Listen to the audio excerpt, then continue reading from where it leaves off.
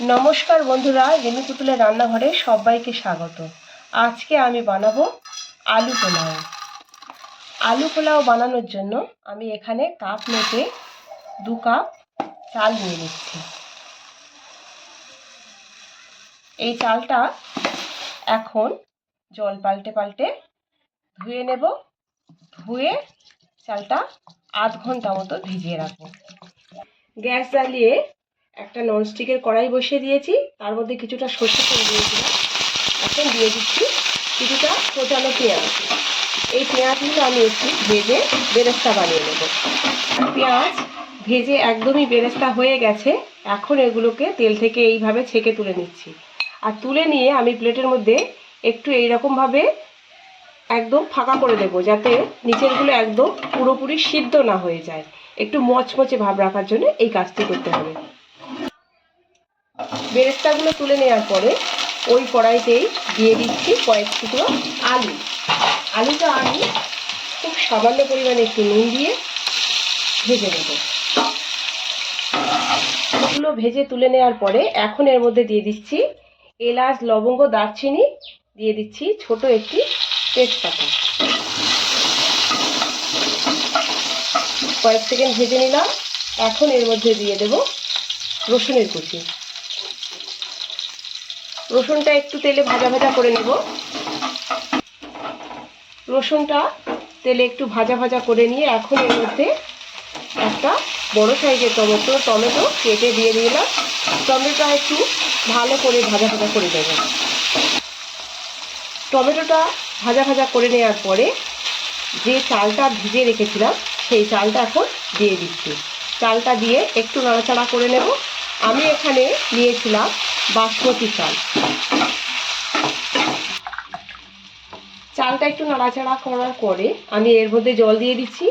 আমি যে কাপ মেপে চাল নিয়েছিলাম, 2 কাপ চাল দিয়েছিলাম, আমি সেই কাপ মেপে 4 কাপ জল দেব।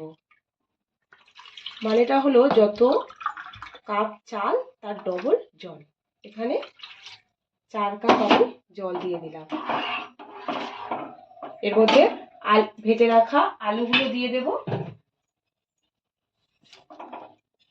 দিয়ে দেব কাঁচা লঙ্কা কুচি। এখন এটা ঢাকা দিয়ে 15 থেকে 20 মিনিটের জন্য রান্নাটা করে নেব। ঢাকনা খুলে এখন দিয়ে দিচ্ছি স্বাদ মতো নুন। নুন দিয়ে একটু নাড়াচাড়া করে নিলাম।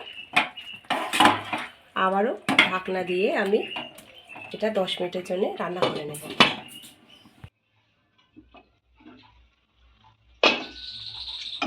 ঢাকনাটা খুলে দেখে নেব জলটা কেমন হয়েছে।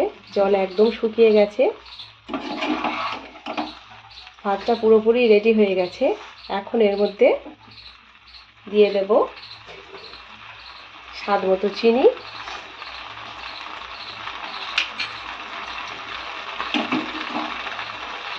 দিয়ে দেব বেরেস্তা কুচিগুলো অল্প করে দিলাম। দিয়ে একটু নাড়াচাড়া করে নিয়ে নিচ্ছি।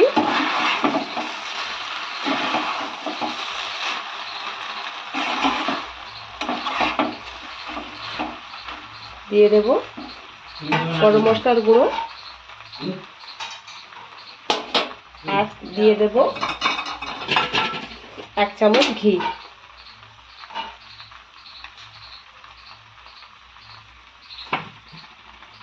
খুব সামান্য পরিমাণে একটু ধনেপাতা দিয়ে দিলাম ছড়িয়ে।